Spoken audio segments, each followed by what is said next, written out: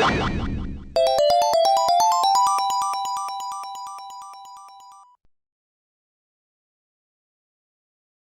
and welcome to one of our character creation sessions for the Call of Cthulhu Extra Life Tabletop game day we're going to be doing on Sunday. I'm joined here by Woody. Hello. If you're watching all of these, it might get repetitive because it's the same story every time, but we're going to figure out who Woody's going to be. Are you I have ready? a Reese's peanut butter cup. There you go. Alright, I'm ready. You're ready. Also, just for genre settings, this is going to be in New England in the 1920s. So okay. Keep that in mind for like technology kind of things. You know, you're not going to be able to get a cell phone, for instance. Okay. The sun is high in the sky, a merciless ball of heat. You feel scorched by the time you reach the bus halt in front of Osborne's drugstore. It's a relief to put down your heavy cases and take off your hat for a moment.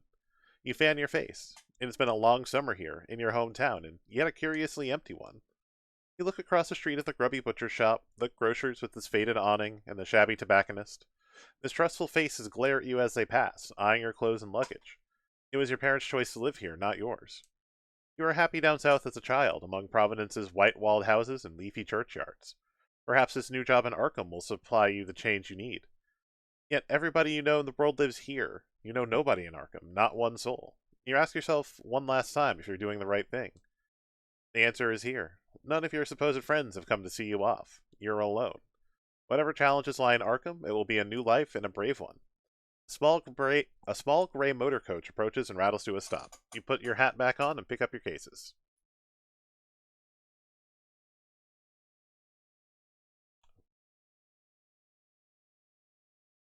He's not working with me. Hold on. It's my first time using Roll20, by the way, so... am I supposed to be doing something? Nope, it's... Okay. It's just not, for some reason, opening this page I need.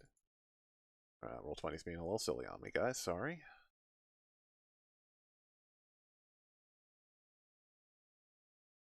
Alright, hold on. I'm gonna reload it on my end. My apologies, y'all.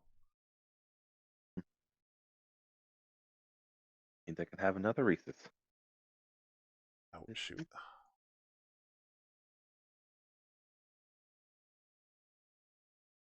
Okay. Try that again. There we go. Two young men with sullen expressions alight from the coach. One looks you up and down before heading away. The driver also steps down, glancing at you before crossing the road to visit the tobacconist. When he returns, he's rolling a cigarette between his yellowed fingers. He gives it a final twist and examines you as he reaches for his matchbox. The thin man in his 50s, dressed in a stained shirt with the bus company emblem, and his eyes are sharp in their dark sockets. Where to? You show him your ticket to Ossipee. From there, you'll connect Rochester and Portsmouth before the coastal line to Newburyport and finally Arkham. You should be able to afford a rail ticket for at least some of the way. Otherwise, this will be the first of many long bus trips. Driver scratches the match and lights a cigarette. The end flares as he takes a draw. Then he exhales and gestures to the back of the coach. Liquor track's up there. Alright, so... this should pop up for you. Hopefully. Yep. Okay. So look at your investigator sheet. At the top, you have spaces for 8 characteristics: strength, constitution, power, dexterity, appearance, size, intelligence, and education. Allocate the following values among them, writing them in the large square beside each: 40, 350s, 260s, a 70, and an 80. If you need any information about those, let me know. I will open up the book and... yeah, go ahead and... Then I go to my character sheet, right? Yep. Here your character and sheet. I put in those numbers. Yep. I wish I had both monitors set up. Instead of just one. Damn. Like I said, I can let you know if you need anything. Okay, there we go. Yeah, if so you need... 40, 50, 50, 50, 60, 60, 70, 80. Yep. Start to get the idea of who your character might be in your mind as you're assigning these. Wanna be a smart guy. So I'm gonna put the 80 in the intelligence. There you go. Oop. And then I'm trying to look at... Sorry, go ahead. And so that's intelligence. Education is measure of knowledge of investigators accumulated through formal education or the quote-unquote school of hard knocks. Let's go 70 there. Okay. Get my big numbers out of the way. All right.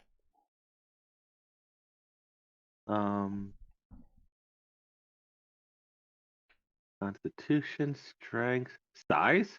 What size? Reflects your combined height and weight. So if you have a low score, Okay. you're probably a little guy. If you put a high score in there, you're probably pretty big and burly. But it Let's might throw depend for roles. Like if you have to try to reach something that's way too high, something like that, then size might, it might be a harder roll depending on your size. Okay, I don't know let's how often you throw come up, but 60 in Constitution probably and wise to have some good con. maybe 6.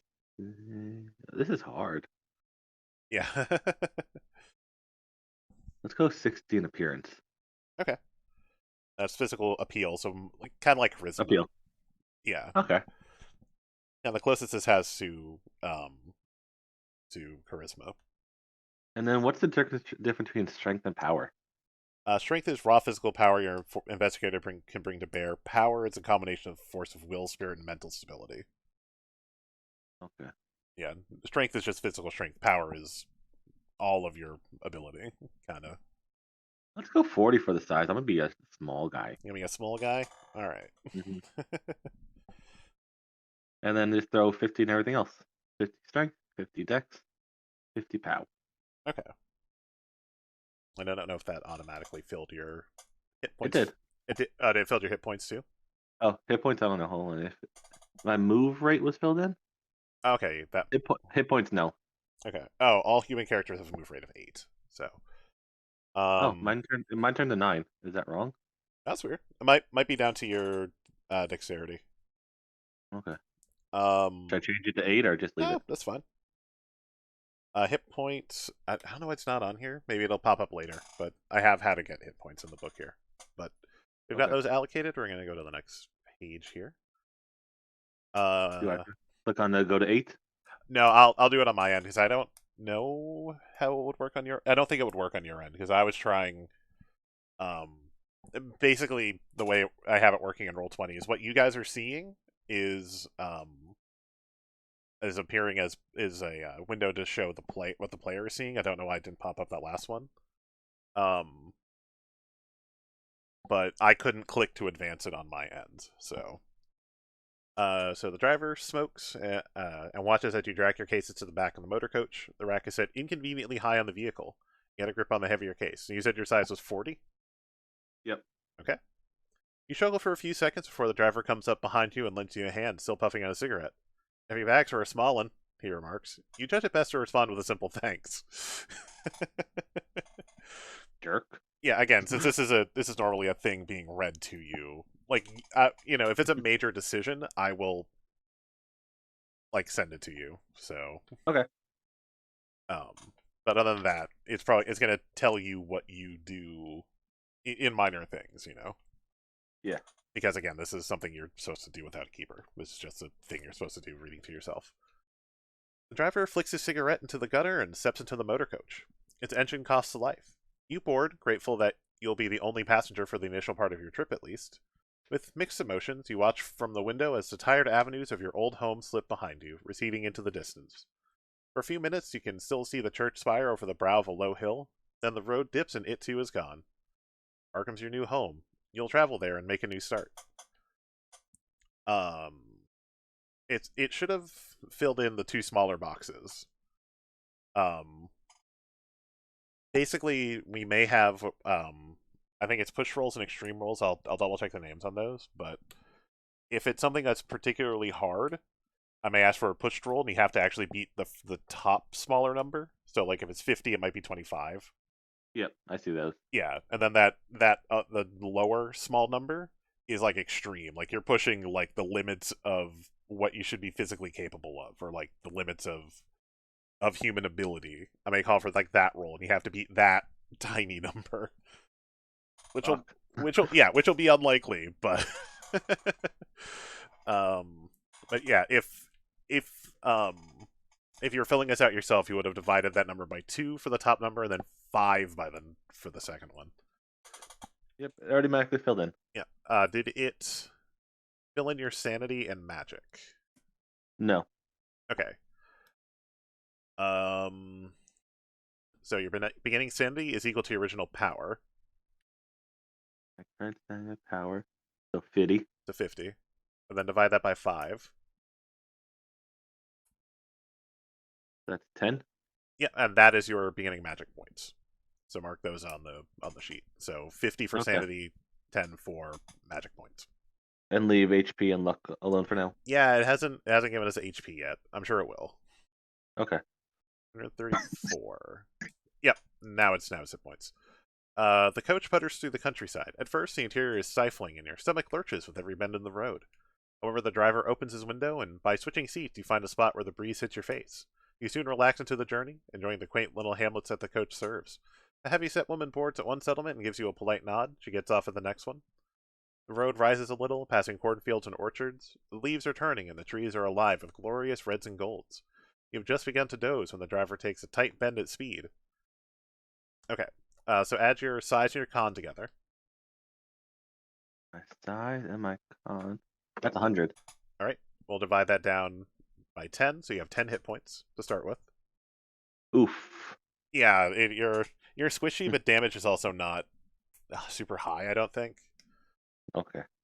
So roll 3 6-sided dice for me. 3d6. 3d6. 1, 2, 3. There you are. I got 1, a 6, and a 1. 8. Okay, so times 5, that's 40. That is your luck score. Yeah. Okay, and now we're going to do our first actual contested roll. I need you to roll against Dex. So roll a D100 for me. D100. Where are you? I'm guessing that's the 20, 40, 60, 80 one. Yeah, that one and the other, like both of the D10s. So the one with 2 digits is your tens number, and then the one with 1 digit is your ones. So you have to roll a 70 and a 5. It's a 75. Got it. Wait, that's a D10. Where are you, D10? There you are. They're both shaped the same, if that helps. It does help a lot. Okay. 41. 41. And what was your Dex? My Dex was 50. 50. You passed, because in this system, you actually want to be under your numbers. So being lower than your number is actually the success in this instance. So since you passed... Weird. Yeah, it's an interesting system. But it also means it's harder. The lower those numbers are, the harder it is. So... Oh, so when you said before I had to beat a 10. Oh, fuck. Yeah, that's going to hurt. Wait, what? Before when you said, like, the beating the human character, like... It's 10? Human... Yeah, it's really hard. Those lower numbers. Okay. Yeah, exactly, yeah. But again, that's if you're trying something that's like nearly impossible. So the numbers reflecting that is nearly impossible also helps. It can happen, but a desperate yell awakens you. You feel yourself slide from the seat as the driver spins the wheel and the motor coach plunges off the road. You grab hold of the seat in front just in time to prevent a painful fall. The coach stops with a thump. Now you see what's happened. A Fordson tractor has stopped in the road and your driver has had to swerve to avoid the steel obstacle. He leaps from his seat into the road, unleashing a string of curses at the farmer. You take a moment to catch your breath. Perhaps you should offer assistance. But the driver has already returned. He backs up the coach a little and threads it around the tractor, glaring at the farmer. You resume your journey. The driver takes the curves with more caution than before. He glances over his shoulder at you a couple times. Sorry about that before. That fellow was dumber than a hog. I'm Silas. What's your name? The accident was at least as much Silas's fault as the farmer's, but doesn't seem shrewd to antagonize a man while he's driving you through the middle of nowhere. So now make up your name, and if you want to come up with your age, their recommendation is like 23 and 36. But this is where you would... I got the name picked out. It's the only thing I had ready. I am Barnegat Chatsworth III. Shit. Hold on. I mean, I'll type in the Discord. or Maybe. put it into the DMs, so I'll have it for Okay. later because we don't have a Discord channel for this yet. I made one. Oh well, never mind. Boop. Okay. Okay. AKA Barney. Got it. All right. And just if you want to come up with an age, 30. Okay. Mark those on your sheet as well. We should be able to type this in. Yep. Actually, minimize that sheet. Where is it? There it is. Age 30. Sex male. All right. I Oh, figured I'd actually, throw that in. I gotta push this to you anyway. Drawn at the bottom, there is quite a decision to be made. Uh, the coach turns onto a narrower. Wow, I hate that word. Narrower. Narrower. I would say more narrow, but Yeah, the coach turns onto a more narrow road, which weaves uphill through the woodlands. Silence becomes chatty. Going to Arkham, eh? Can't say I've ever heard of the place. Went to Boston once. Didn't like it. Too much hustle and bustle. Got family there? Special someone waiting? Afternoon's wearing on. You say no harm in confiding in Silas about your new life. Job, eh? What's your line? So, the main jobs, so this will be like class, antiquarian, doctor of medicine, journalist, private investigator, or professor. ooh. It's interesting because a lot of the pre-mades are actually students. It's interesting that that is not an option. Let's go doctor. Doctor? Okay. Doctor of medicine. Doctor of medicine.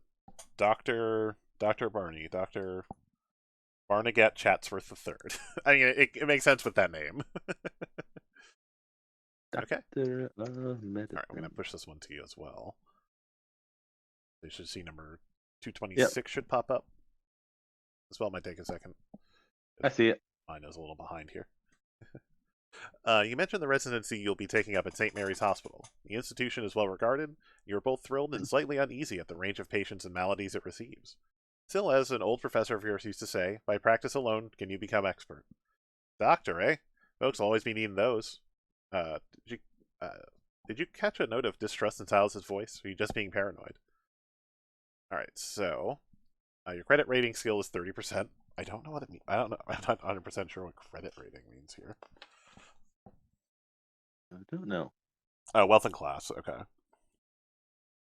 So, credit rating of 30, average, reasonable level of comfort.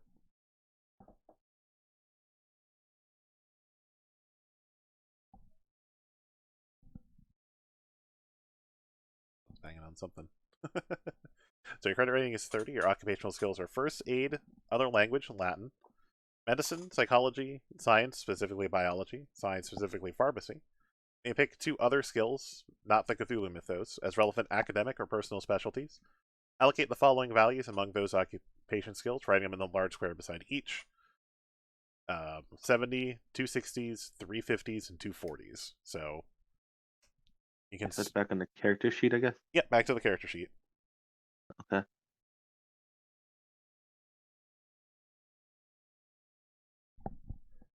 Where would I find those? You would scroll down.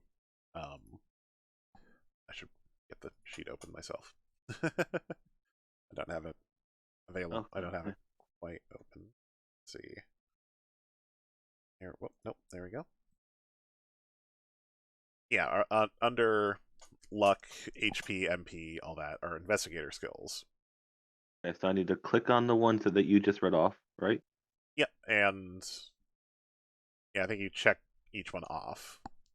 First aid.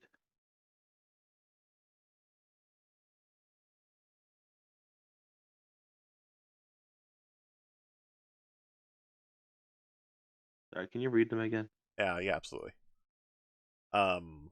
First aid, other language, Latin. So you would, wherever language other is, you would write in Latin. Okay. Medicine, psychology. Sorry. Medicine, psychology. Okay. Yeah, science, science, biology, and then you also have a science pharmacy. Biology, pharmacy. Okay.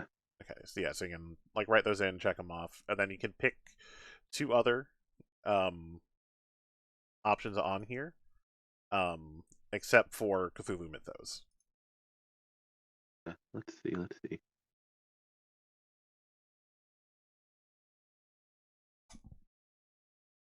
I'll do history, I guess. Okay. Perhaps you've done a lot of research of the history of medicine and things of that nature, or And can I do psychoanalyst? psychoanalysis. Uh, Yeah. yeah, Uh, absolutely. If that was maybe instead of history, survival. survival, maybe you are just trying to like, how do we flavor this for Barnaby or Yeah. Barnegat? Sorry. I don't know. I'm trying to think of things that are medicine. Like, would natural world be medicine? Because you can do like herbs and stuff. I Or mean, if that's what you decided to study before these events occurred, okay, you were studying more natural cures along with traditional medicine, or more scientific medicine, I suppose. how about natural world and library use? That way, I'm all nerdy. Sure. Yeah. Library use, natural world. Okay. And then you have values to fill out. You have a 70. Pardon me. 70's going in that first aid. I'm Okay. gonna heal the fuck out of heal Two the fuck out of y'all. 260s, 350. 60s. Yep, 260s, 60. I'll throw 60 in psychology and a 60 in medicine. Okay, 350s. 50 in the pharmacy. Okay. 50 in the Latin. Okay. And a 50 in the library use. Okay, so the other two will get a 40. Okay, so natural world is 40 and biology is 40. Okay, so you've taken That makes sense. a passing interest, but not a huge study on those things. Mm-hmm. Okay. You realize Silas hasn't made a stop since the incident with the tractor. The motor coach winds its way uphill. However, your thoughts are interrupted as the road crests a ridge and you are treated to a magnificent view of the vista below. A creek snakes through the valley, breaking the rich autumn palette of the tree line. In the distance, the white mountains rise into hazy cloud. There's no settlement, not even a cabin as far as the eye can see. Birds drift through the treetops, and you can just make out what might be two white-tailed deer lingering in the water. Perhaps you're making a mistake by moving to the city. Could you survive on your own in this lush wilderness? Um, you have a base ability and most skills listed in brackets after the skill name on the investigator sheet, whereas you have a 20% in climb, base dodge equal to half your dex. So, Am I supposed to see this? Cause I still see the credit rating one. I can push this one too. Um, so Yeah. you can see that there is a value next to each word. So disguise is 0.5, drive auto is 20%, electric repair is 10%. Yeah. You can pick 4 of these to boost by 20 points. So if you're boosting accounting, it'd become 25. Anthropology would be 21, etc. All the other ones will just be what it says. So that'll Okay. basically help us finish finish the sheet, I think, or be very close to finishing the sheet. So I'm confused. I'm sorry.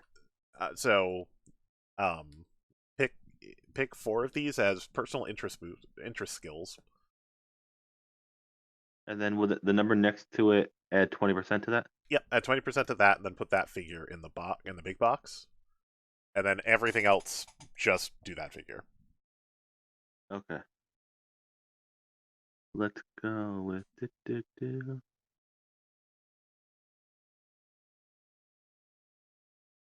um.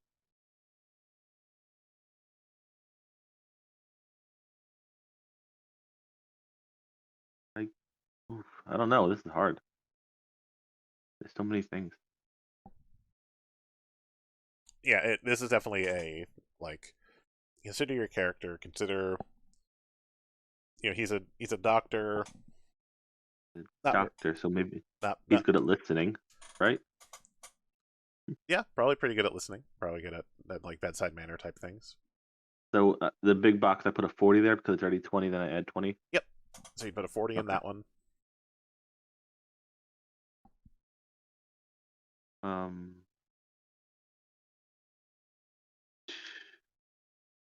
Perhaps, if I can throw one out. Yeah. Do you have Sorry, go ahead. a suggestion? I was about to say, do you have a suggestion? Because I'm I was gonna say struggling. maybe charm. Maybe he's worked on his bedside manner some. Okay. I need 2 more? 2 more. There's some where I can definitely look and go, no, probably not operate heavy machine. No. Fighting brawl? No, probably not. Persuade, maybe? Yeah. Persuade probably, especially little guy, kind of nerdy. Probably also help talking people through the treatments they need. So persuade would probably work. And then maybe like one of these sleight of hand, spot hidden, or stealth. Or navigate. I don't know. This is hard. Yeah. Fast talk? Maybe I'm good at just talkie. Let's see. Fast talk. Limited verbal trickery, deception, misdirection, such as bamboozling a bouncer to let you inside a club, getting someone to sign a form they haven't read, making a policeman look the other way, and so on. So, just, I guess so. Is he a little slippery? Is he... I wouldn't say I'm a great doctor, but let's do that. Okay. So then all the other ones you'll just add in the percent that it like says. The 5, the 1, yeah, 5, etc. Yeah, 1. Just fill in those figures for everything else. And the ones what about the ones that have multiple things? Just go ahead and leave them, because that would be like specifically, I'm really good at painting, but also really good at poetry or whatever. It's like the science, so you got to fill in 2. Since you don't have any specific art and craft, you just fill out the first one. Okay. For instance. And to dodge is half dex, my dex is 50, so that'd be 25? 25. Yeah. Typing things in. But yeah, if it has multiples, then if it's not something you have, you can just skip it, basically. It's like fighting and brawl might be good with fists, but also good with a club. Oh, language own, that's my edu. Yeah, same as your. Yeah, that'll be your how good you are at English. Be good at English. 1, 10. And then I don't need to check the boxes for these, do I? No, don't check the boxes for these. Okay. I think those are essentially those are the ones that you were proficient in, which are for the occupation skills, I believe. I don't think you need to check off the personal interest skills. I don't think. I did already. Should I uncheck them? I think you're all right. I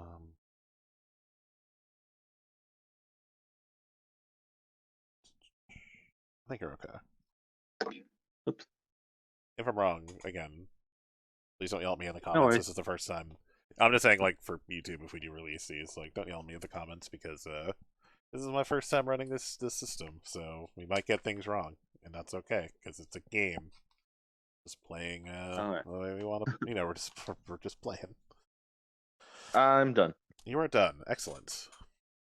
And again, because we're using an interactive sheet, it does all the fancy math for us, or that would have taken a lot longer. All right. Yay. Yeah.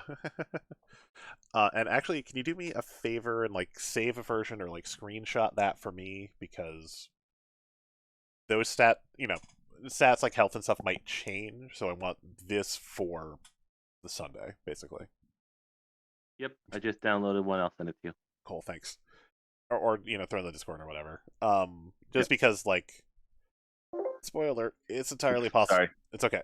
It's entirely possible to die in this. It's probably. Oh yeah, from what I heard, I'm dead.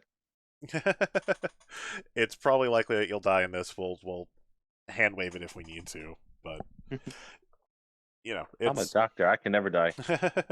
We're not going to have you go through all this. The character dies, and we have to start over to build a new character and then stop. We'll hand wave it. The motor coach rattles on through the hills, and Silas lapses into silence. The sky darkens behind you, pinks tinting the clouds, that's the word, as the sun descends. Finally, a welcome sight comes into view, a settlement on the crest of a hill. This doesn't look like the pictures you've seen of Ossipee, but perhaps you can persuade Silas to stop while you stretch your legs. A minute later, a harsh stuttering from the engine interrupts your reverie.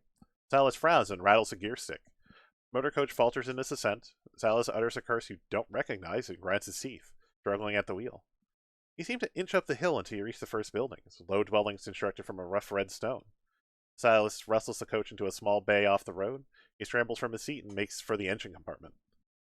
So now I need you to make either a drive auto skill check or a psychology skill check. So drive auto will be a normal roll, but psychology will be a hard success. So you'll have to do the half skill value one. But you can only try one or the other. My drive auto's 20. And then what's half? And my half of that is, or half my psychology is 30. Okay, so you'd have better chance at psychology, but you do have to beat the 30, not the 60. Let's do psychology. Okay. Let's try it. Go ahead and roll. Where Same are one, you, D100. Most of these rolls instead of a D20 are going to be the D100, so it's good to keep those like handy. Got it. Okay. Come on, good numbers, good numbers, good numbers. So 67 is not good. That's not good. That's a fail. Fuck. Silas opens the engine compartment. Okay. Silas opens the engine compartment and sticks his head inside. The hot metal pops and sizzles. He pokes at various components and withdraws and wipes his brow, smearing it with dark grease. I ain't sure what's wrong. Might be oil pressure. Might be something knocked off kilter when we took that spill. Can't do much until the engine cools neither. And with the light failing, I reckon we'll be here through the night. He wipes his hands on a rag. Shadows from your surroundings are already long, and the air is chilly. You feel stiff from the journey, and the night in the rickety coach sounds unappealing. Silas sees your dismay. This here's Emberhead, miles from any place. Only come through twice a week. The folks here are good people. May Ledbetter keeps a spare room. She'll look after you. Up that alley, turn right, first house on the left. He scratches his cheek, looks again to the engine compartment, and spits on the ground. Meet me back here at 8 in the morning, and we'll see how we stand. So you can either look for May Ledbetter's house, ask Silas where he will spend the night, or challenge Silas about the breakdown. I'm going to ask Silas where he's going to spend the night. Okay. You ask about Silas's plans. He gives the engine a sour glance before answering. I've got acquaintances here in the village. Reckon one of them owes me a favor. Enough for bed and breakfast in any case. He stares at his grubby hands. Probably won't stretch to a hot bath. You don't seem to have a lot of options. You fetch your cases from the back of the motor coach. The last thing you need is for all your worldly possessions to disappear into some stranger's hovel overnight. You drag your cases between the sullen buildings. You feel surprisingly weary, considering you've spent all day sitting down. Silas's directions lead you to a modest dwelling with a slate roof. The nameplate reads Ledbetter, and underneath the sign in neat copper plate reads Lodging Room. The lane around you is gloomy, but a lamp flickers in the window. A breeze chills your face. You're not about to begin your new life by sleeping in the street. You rap on the weather-beaten door. After a moment, you hear footsteps inside the house. A bolt is drawn back, and the wooden door swings open. A figure with loose curls and a rough-looking house dress peers at you. Her gaze takes in your traveling suit and your cases. Her voice has a slight Irish lilt. Also, I'm not good at voices. Hello, should I take it as you're looking for a room for the night? You inquire as to her rate, suppressing a grimace. As far as you've seen, the village does not offer you many alternatives. Oh, you'll find them very reasonable. You look tired. I'm May. Come inside and we'll talk over a cup of tea. The Ledbetter house feels cramped, with a low ceiling and simple fittings. But it is well kept, and a cheerful fire crackles in the grate. The aroma of the tea is soothing, and the cup warms your fingers. Have you come to Emberhead for the festival? So you can explain about the coach, or you can ask about the festival. I would ask about the festival. Okay. Well, now I suppose the festival's about the only reason folks come to Emberhead. I thought maybe you would come to study it or take photographs. Well, it's not tomorrow night, but the night after. Suppose it looks very strange to a passerby. May tops up your tea. The spout chinks against your cup. We've got the beacon, you see. One night every year there's a torchlit procession, and we light the beacon on the cliffs. You've never seen the like of it. They say it keeps the spirit of the village alive for another year. The celebration. A celebration. He trails off for a moment and blinks. But you didn't come here to listen to me blather, and you must be hungry. I can rustle you up a bit of stew. How would that be? You ask again about her rates, and May names a price so low you accept it without hesitation. The room is small but comfortable, and the stew dark and hearty. After dinner, you have a couple hours before your usual bedtime. So, I don't trust her. you can talk to May some more if you'd like. You can walk around and get your bearings around the town, or you can just turn in. I'm gonna turn in. Okay. Pardon me. As May stands, you hear a clunk behind you. You look over your shoulder, but all you can see is a wooden door securely closed. May tuts. Young lady of the house, she have been listening to us. Ruth, come and greet your guest. There's a short pause, and the door creaks open. Two wide eyes peer at you from the gap, between tousled hair and a rough nightgown. What do you say? The eyes blink. Pleased to meet you. And get back to bed. Door closes again. My daughter Ruth, 10 years this summer. She's a delight and a torment all in one. Don't worry, she sleeps in with me. She'll not disturb you. Good night now. You retire to your room. It's a little chilly, but you're too tired to worry about lighting the fire. The sheets are clean, and the bed soon warms up. Silence outside is strange after living in a town for so long, but you soon drop off. You dream of fire in the grate, coruscating colors shimmering through the dancing tongues of flame. First they are tiny, almost microscopic, but they grow and grow until a kaleidoscopic inferno spills from the fireplace, spreading across the floor, up the sheets. You wake with a start. Daylight glints through the curtains. You get up and examine the grate, blinking the sleep from your eyes. It is quite cold. If you had taken damage from, like if you had failed that dex roll in the overturn of the car, you would have been able to heal a hit point back up. But you did, Okay. so Yay! May seems to have no running water, but has applied some in a ceramic jug. You freshen up at the washstand and go in. She cooks a hearty breakfast and leaves you in peace to eat. About 7:30, you're paid up, packed, and ready to go. You bid May goodbye, and she wishes you the best for your new career in Arkham. Alright, he didn't do anything last night, so we'll move on. You're already tired of your heavy bags. Hopefully Silas has repaired the motor coach, and you can resume your long journey. A sourpuss he might be, but the old driver seems to understand this vehicle well enough. You pause to check your watch, still 20 minutes early, and round the final corner. But the motor coach is gone. You put your bags down and search the area, trekking up and down slopes and around corners. At the edge of the village, you trace a long road back as it winds across the hills. 8 o'clock comes and goes. There's no coach to be seen. Passing villager notices your bags. Looking for the bus? Heard him take off at first light. He's due back in 3 or 4 days. You need a place to stay. May Ledbetter rents a room. Man raises his hat to you and strolls on to the village. Curse Silas under your breath. Perhaps he went for parts, but you wonder if the old goat has stranded you here on purpose.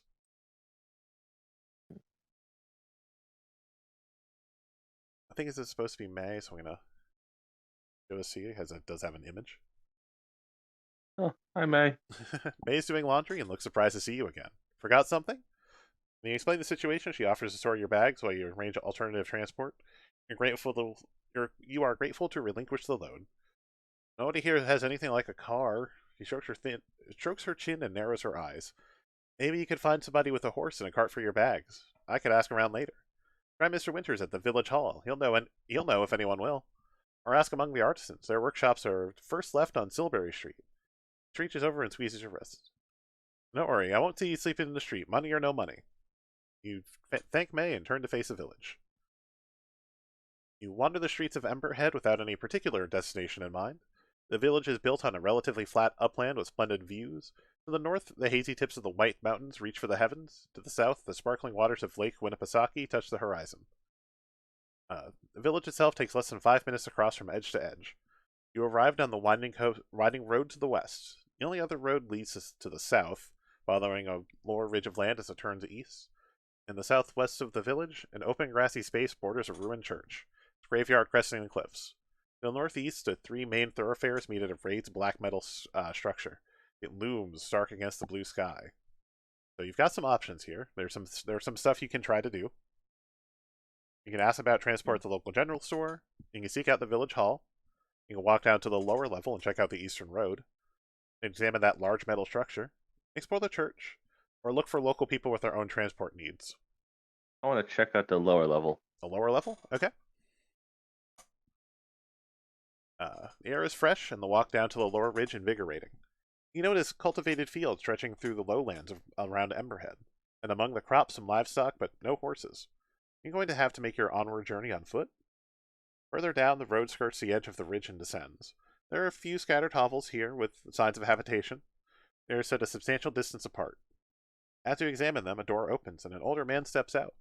He wears a bedraggled suit but carries a piece of cloth, which he tosses over his head like a hood. As he does this, he sees you and freezes. Make a luck roll. Luck roll. Okay. So what do I do?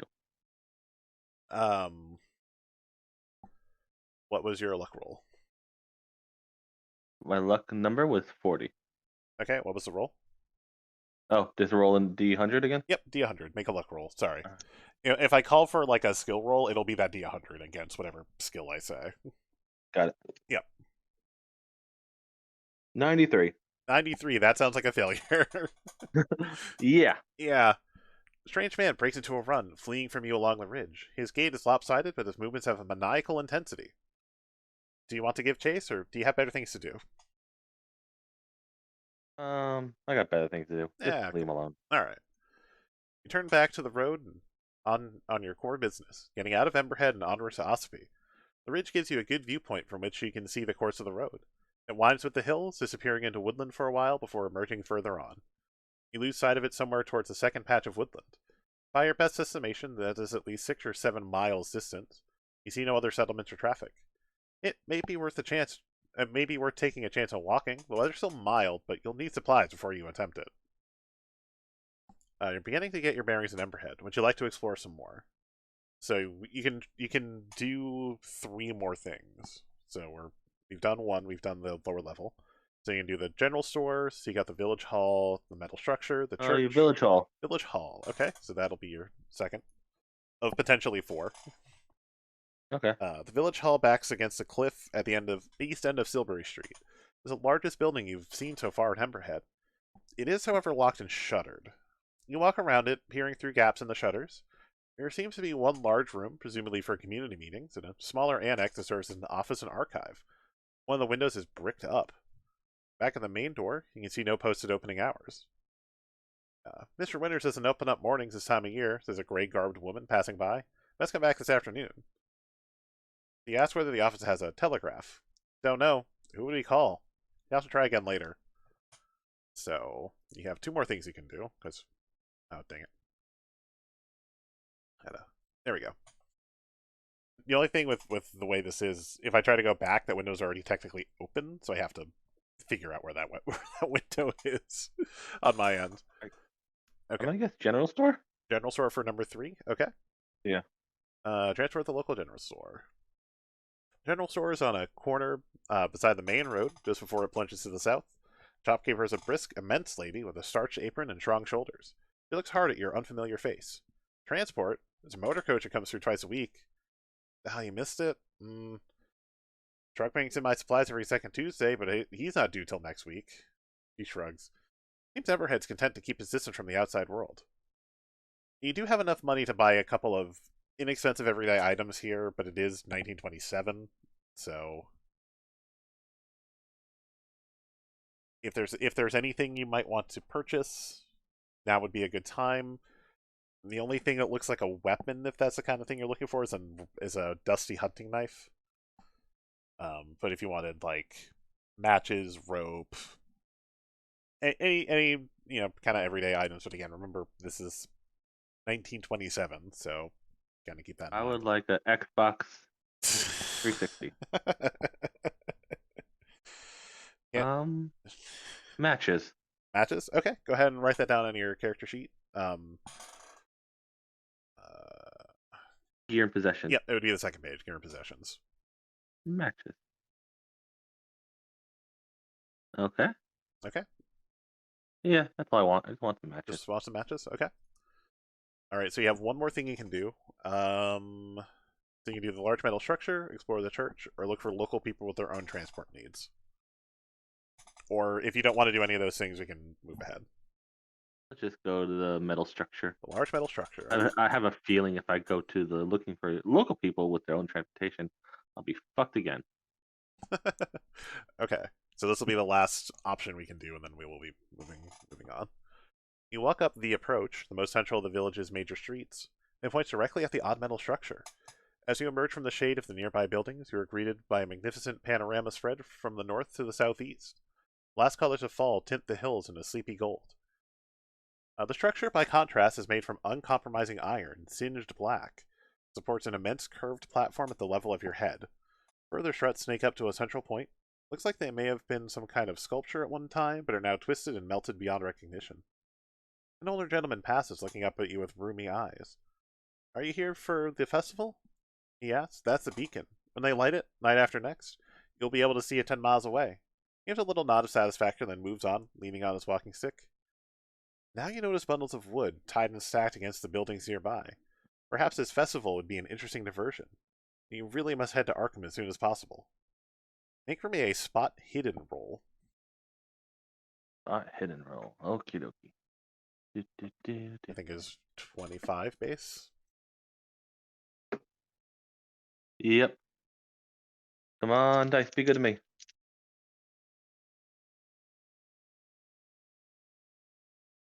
$29. Oh, you just missed it. Mother. Shoot. Alright. Well, we are out of things we can do in the morning, so your morning exertions have left you hungry. You roam the streets of Emberhead looking for sustenance. There's nothing resembling the busy cafes of your hometown or anything that might be called a restaurant. It's beginning to look like you'll have to get supplies from the general store when May Ledbetter comes down the street with a girl trailing in her wake. This must be Ruth. As she notices you, she races past her mother and approaches you with a smile. This is a different Ruth from the shy creature of last night.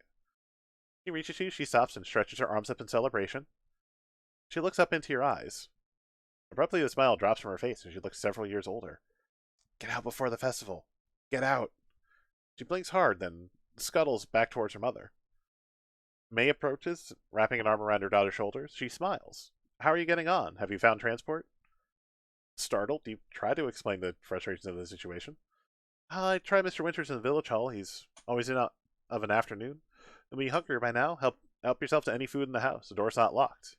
You glance at Ruth, where she has squirreled herself behind her mother's leg. Her eyes implore you to silence. So you can ask Ruth about what she just said.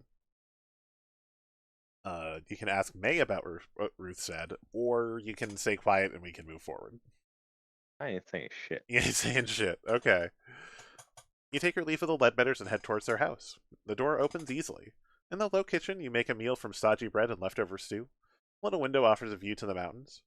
You learned one thing this morning. It was that Everhead streets hold little to occupy the visitor from out of town. But there are still about 5 hours of daylight remaining.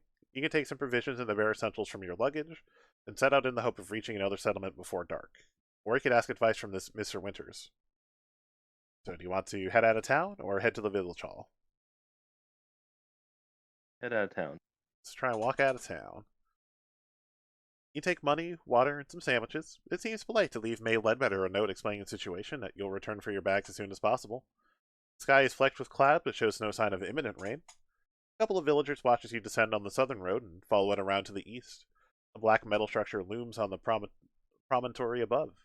You shiver as you pass the lower huts and head out of Emberhead.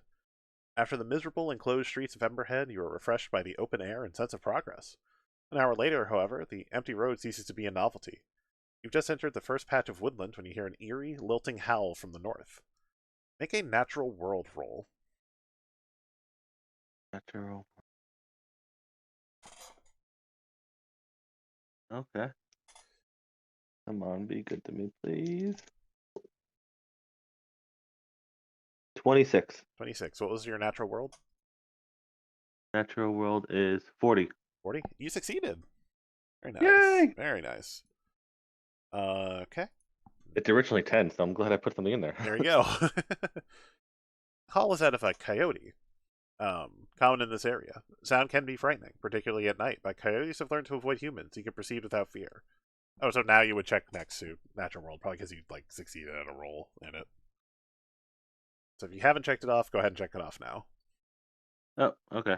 It's checked off. Cool. A second call answered the first, but it sounds further away. You follow the road through woodlands. Branches lean over the road. The foliage is quite beautiful, from gold to russet and a deep, rich red. Fallen leaves crunch beneath your feet. After about half an hour, you emerge from the trees. The road makes a lazy curve around foothills ahead into another patch of woodland. A rough track seems to offer a shortcut through the woods.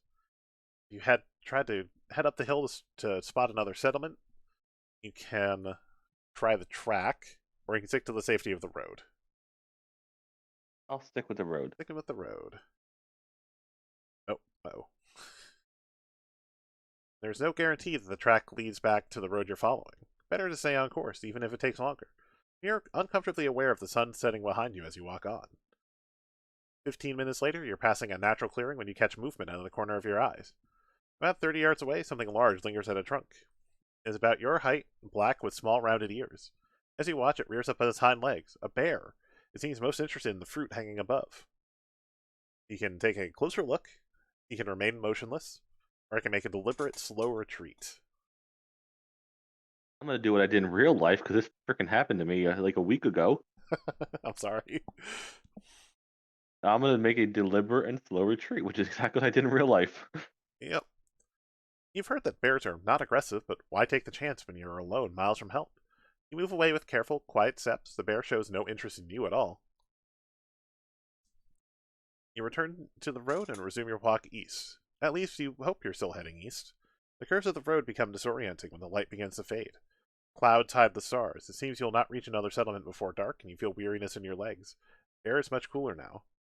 Make a hard listen roll. So, is your listen but half? Listen, So but might only be 10% if you didn't put points in it. So my listen is 40. Okay, so it'll be 20 at least. Come on. So 89 is a bad number. That's a fail. And there are some consequences to like really hard fails, like if you're way off, but not in this. And I might not do them a lot, honestly. Another cry splits the gloom. It's the same unearthly call you heard when you entered the first patch of woodland, but this time with a grating undertone that makes you shiver. It seems closer. Would you like to take refuge in a tree for the night, or keep walking?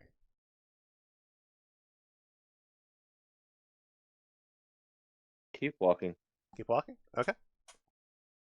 Unappealing as it is to keep walking through the dark, the idea of hiding up a tree while wild animals congregate to plan your slaughter is even less appealing. Sooner or later, this road must lead to another settlement. You step up the pace. The eerie howl draws closer. They come from either side. One calls and is answered by a grim chorus, thick and hungry. They have a strange, desperate edge. You are walking as fast as you can now. You hear your own breath coming hard. The trees in this area are too young to support your weight. Perhaps you should just run. But how long could you run before you had to stop? Not long. I'm a weak, nerdy doctor, man. Yeah. A clump of low, dark bodies slink from the trees, blocking the road ahead.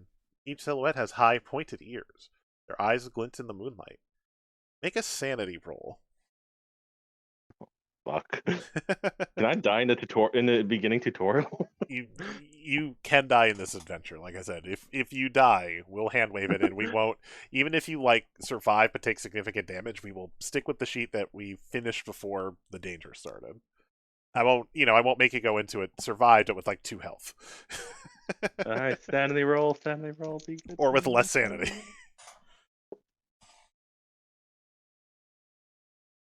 94? That does not sound like you succeeded. No. I don't like this game.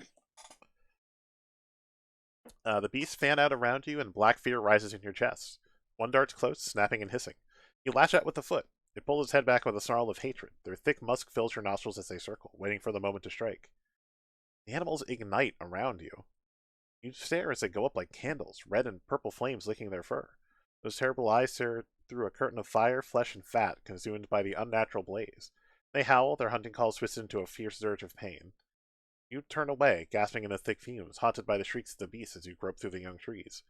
Your vision blurs, swims, your legs are weak. And I need a die, actually. I didn't get any dice ready. I feel like I'm fucking this up a lot. Or I could have you roll it, whatever. You'd rather roll it yourself. Whatever you want me to do. Okay. For some reason, this uses D3, but doesn't actually give me one, so... I got one next to me. No, D3, like Oh, D3. No, I Yeah, only have a D4. yeah. So I'm gonna roll a d4. If I get a 4, I'm gonna re-roll it.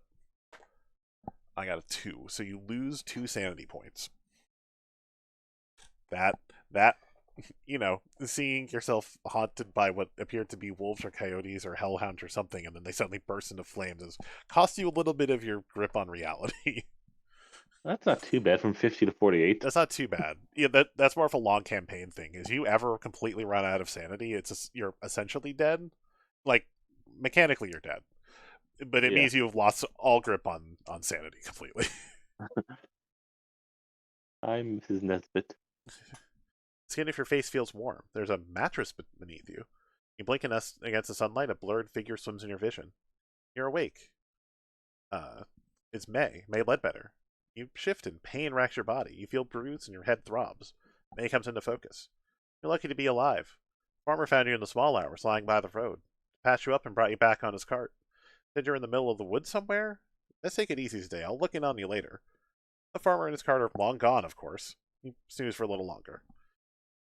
And you didn't take any physical damage, so we'll just move on.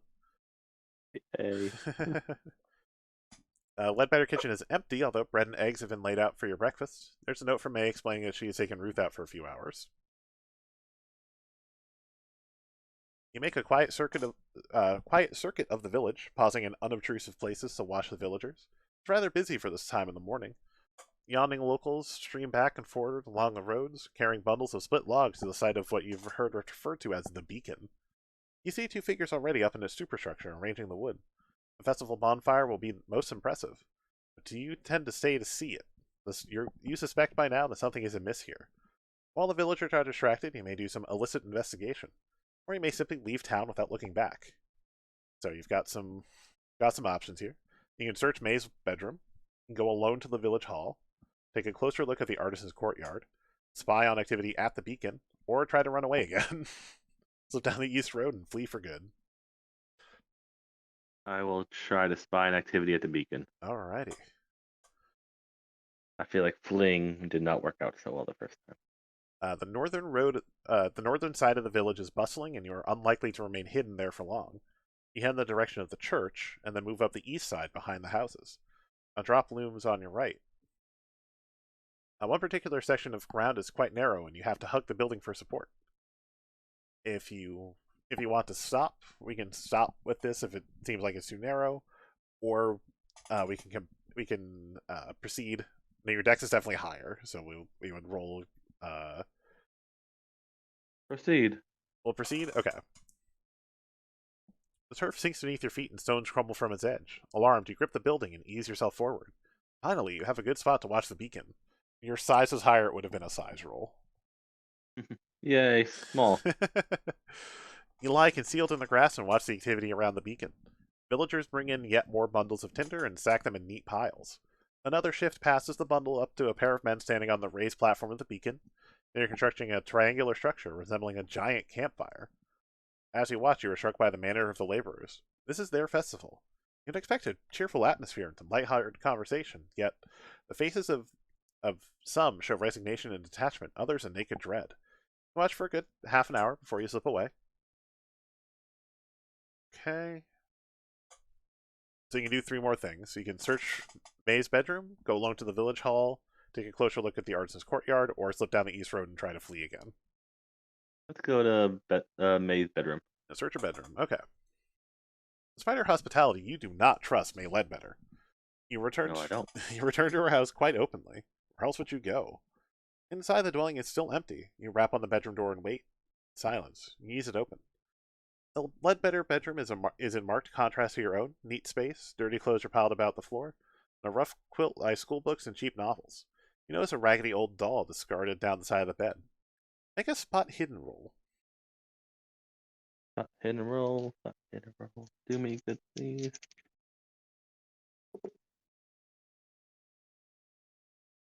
$42. Okay. I don't have your sheet in front of And you. Is that a success or my fail? spot hidden is normal, so 25. That's a fail. Okay. Yep. You go through the Ledbetter drawers. The only item of interest you find is a wedding photograph. May's husband was a wiry man with a square chin.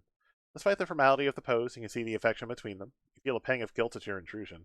So May return at any time. Um, would you like to push that spot hidden roll and try again? There are Mm, times where I think like there's potentially like I'll look up pushing rolls, but you can try again, but sometimes it might lead to like harsher circumstances if you're pushing too hard. I'll try one more time. Sure. So give me another spot hidden. All right, come on, please be nice. You're not nice today. 75. That doesn't sound like you got it. No.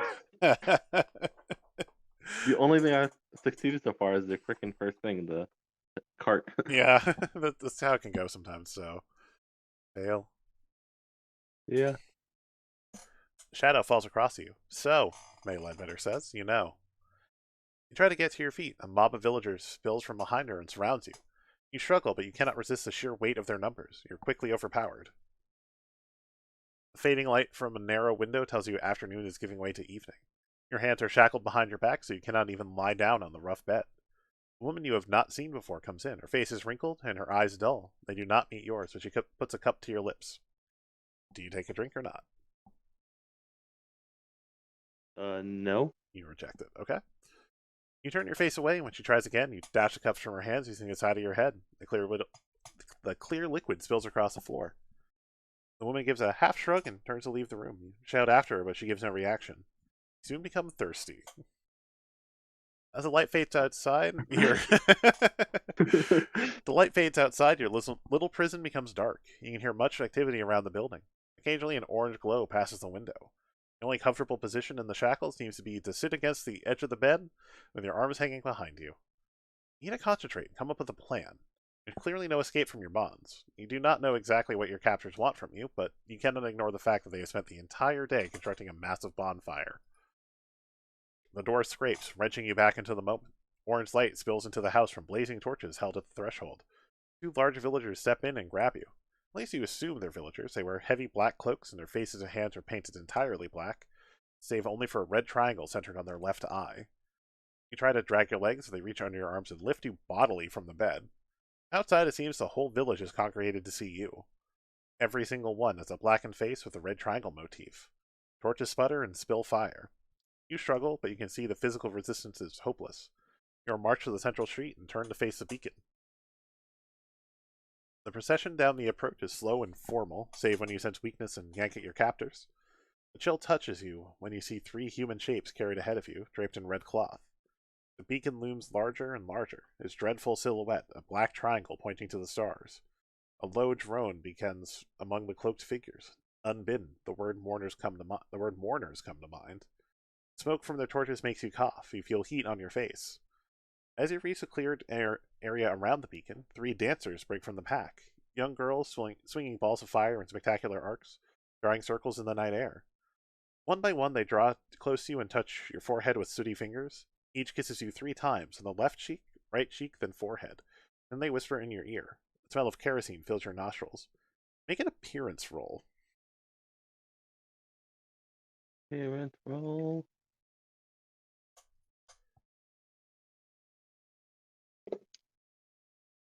23. 23. That's a success, yeah? Yeah, my Yeah. parents is 60, so even half of that is 30. Nice. Yay. Through your sacrifice, the village will be reborn, says the first dancer. You passed from earth to air for all our sakes, says the second. I've weakened the chains, said the third. Don't try to escape until the flames are high enough to hide you. You stare at the third dancer. In that inky visage, you could clearly discern the frightened features of Ruth Ledbetter. Their dance weaves off and disappears behind the buildings. So, maybe some valuable information for you. We'll see. Hmm?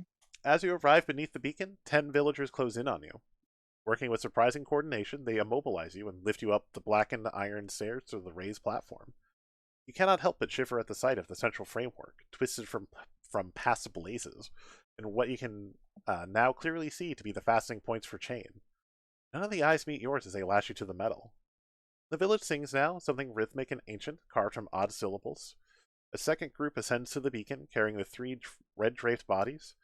With reverence, they arrange their burdens into a triangle around your feet. Then they withdraw, leaving you alone with the dead, shin deep in a sea of kindling. send you this. So you get an idea of what you're actually looking at here. Or what you're on.